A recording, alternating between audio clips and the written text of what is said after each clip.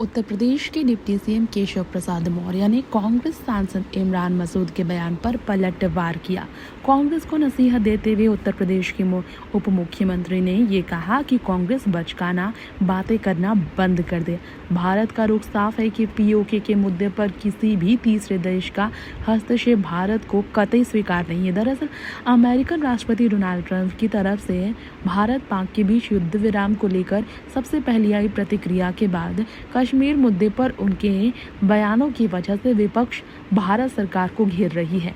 इसी पर कांग्रेस को निशाने पर लेकर पलटवार भारत सरकार की तरफ से केशव प्रसाद मौर्य ने किया और कहा, कांग्रेस पर घटिया राजनीति का आरोप लगाते हुए कि भारत की सेना ने जो विजय की पताका फहराई है उसका अभिनंदन करना चाहिए, ना कि ओछी राजनीति करनी चाहिए। केशव ने कहा, कांग्रेस सेना का अभिनंदन करने की जगह आलोचनाएं कर रही है।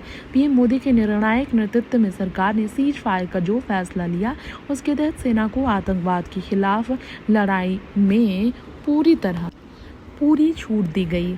इसके तहत जगह और स्थान सेना तय करेगी, लेकिन हमें देश के दुश्मनों को सबक सिखाना है और उन्हें मिट्टी में मिलाना है।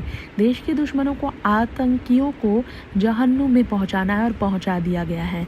डिप्टी सीएम ने कांग्रेस सांसद इमरान मसूद को निशाने पर लेकर एक और बड़ी बात कही, जो हम आपको हमारे इस रिपोर्ट में ज़रूर बताना चाहेंगे। कांग्रेस सांसद को लेकर उन्होंने ये कहा कि इस मुद्दे पर राजनीति बिल्कुल नहीं होनी चाहिए। राष्ट्रहित से जुड़ा मामला है। आतंक के खिलाफ पूरा देश एकजुट है, लेकिन ये कांग्रेस है जो सुधरती नहीं। इस मुद्दे पर तुच्छ राजनीति कर रही है कांग्रेस। पाकिस्तान के परमाणु बम भारत की सेना के लिए पटाखे से ज्यादा कुछ नहीं है। पाक के ठिकानों पर ब्रह्मोस मिसाइल पहुंच गई। इसके बाद उसने त्राहिमाम कर भारत के सामने आत्मसमर्पण कर दिया। पाक दुनिया के सामने गिड़गिड़ाया कि हम युद्ध नहीं करना चाहते। पाक की डीजीएमओ ने भारत के डीजीएमओ से बात कर सीज फायर का प्रस्ताव रखा। केशव ने यह भी बताया कि भारत कभी युद्ध नहीं चाहता है। भारत ने सिर्फ पहलगाम में हुई आतंक की घटना का बदला लिया है।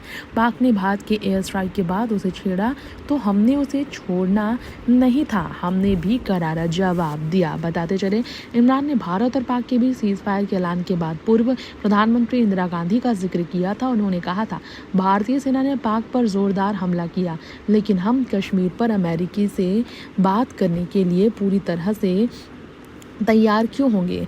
इस मौके पर बार बार पूर्व पीएम इंदिरा गांधी की याद दिलाते हुए उन्होंने कहा, डिप्टी सीएम ने कहा, इंदिरा गांधी जी को सभी याद करते हैं, हम भी याद करते हैं।